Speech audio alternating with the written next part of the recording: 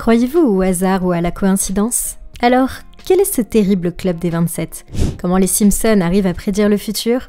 Ou encore pourquoi aux Philippines, lorsque l'on passe la chanson My Way de Frank Sinatra dans un bar, cela déclenche immédiatement des bagarres meurtrières?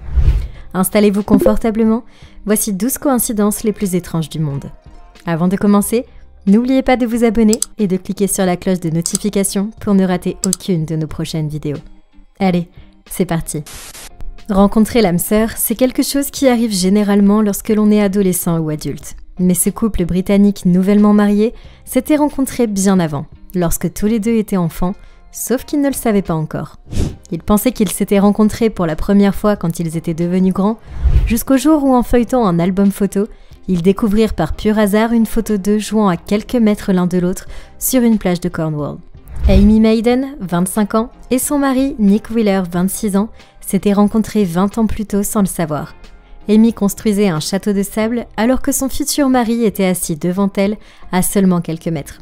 Bien évidemment, les familles ne se connaissaient pas du tout et n'ont pas eu de contact entre-temps. Le plus fou, c'est qu'elles ne vivaient pas à Cornwall, toutes les deux étaient en vacances au même endroit. Le couple a fini par se recroiser et s'est marié dans une église à seulement 1 minute de l'endroit où la photo a été prise.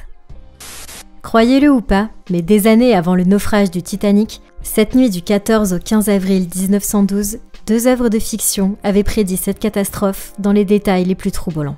Triste sort ou catastrophe annoncée? Le 22 mars 1886, un journaliste du nom de William Thomas Stead raconte dans une nouvelle intitulée « How the Mail Steamer Went Down in Mid-Atlantic by a Survivor » comment le Titan allait tomber dans l'Atlantique, car selon lui, ces paquebots étaient envoyés en mer avec trop peu de canaux de sauvetage. À la différence, son paquebot entrera en collision avec un autre paquebot. 12 ans plus tard, l'écrivain américain Morgan Robertson écrit The Wreck of the Titans, or Futility. Et cette fois-ci, les similitudes sont vraiment, mais vraiment saisissantes. Il y parlera de collision avec un iceberg et lui aussi évoquera le manque de canaux à bord. Le roman de fiction, il est important de le souligner, n'a connu le succès qu'après la vraie tragédie du Titanic. Si certaines personnes pensent qu'il s'agissait d'une évidence comme on pourrait prédire un accident de la route, d'autres y voient toujours une prédiction troublante.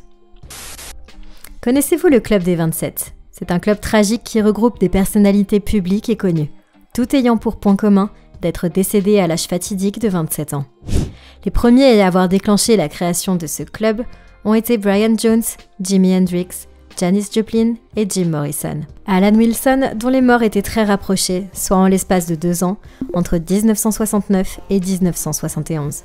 Ensuite, ce fut le tour de Rod Pickpen, Dave Alexander, Gary Tane, Boone, Kurt Cobain, puis à plein d'autres personnalités, toutes décédées suite à des causes différentes. La dernière personne à avoir fait partie du Club des 27 est la chanteuse Amy Winehouse, qui est décédée à cause d'une overdose. Le club était avant ce tragique événement peu populaire et n'a retrouvé sa notoriété qu'après le décès de la chanteuse. Cette fois, je pense plutôt qu'il s'agit de coïncidences puisque chacune est décédée de manière différente. Et vous en pensez quoi? En 1975, un garçon de 17 ans a été tué alors qu'il circulait sur son cyclomoteur aux Bermudes.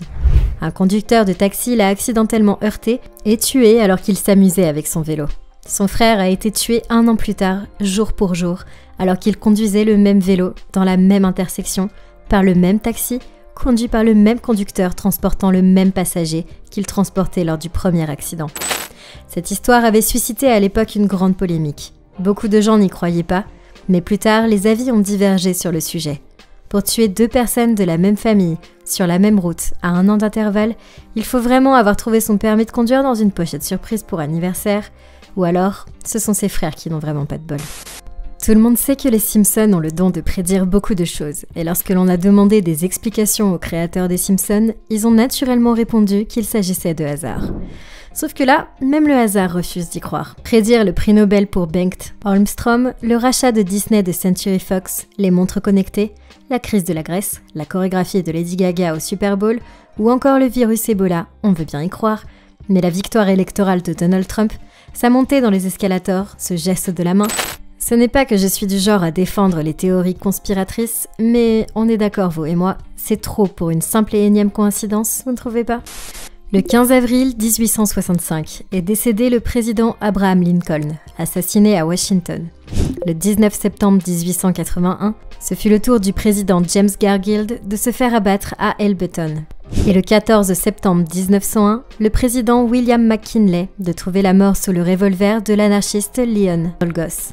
Jusque-là, rien de vraiment bizarre, mais vous ne saviez pas qu'à ces 3 événements tragiques était présent Robert Todd Lincoln, fils aîné du 16e président des États-Unis et ambassadeur des États-Unis au Royaume-Uni.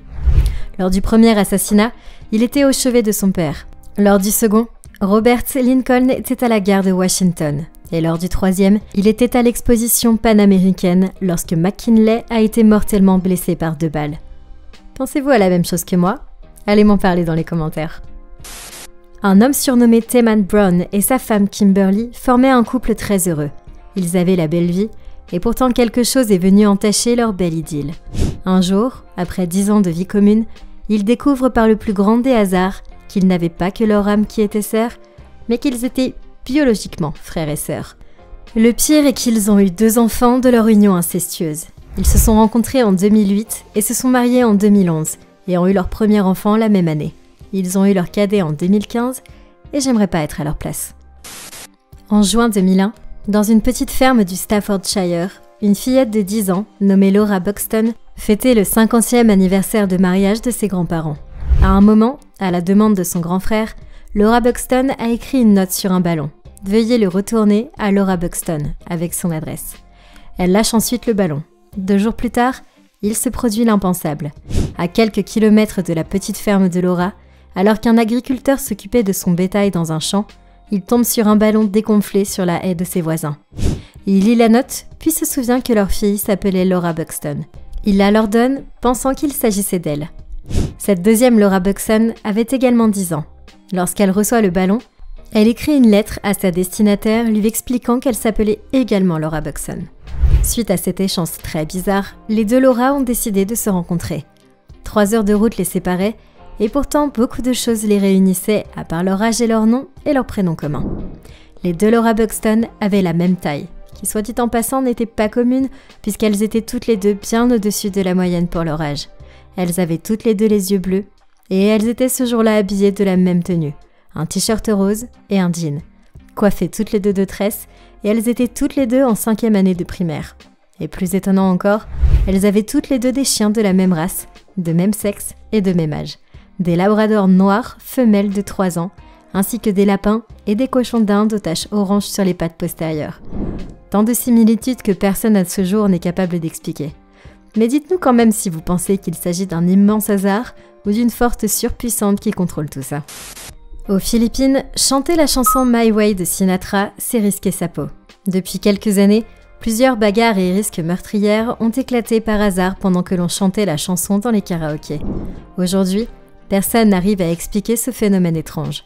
Certains voient ces morts comme la conséquence naturelle de la culture nationale de violence, matinée d'alcoolisme et de machisme, d'autres attribuent cela au caractère arrogant de la chanson.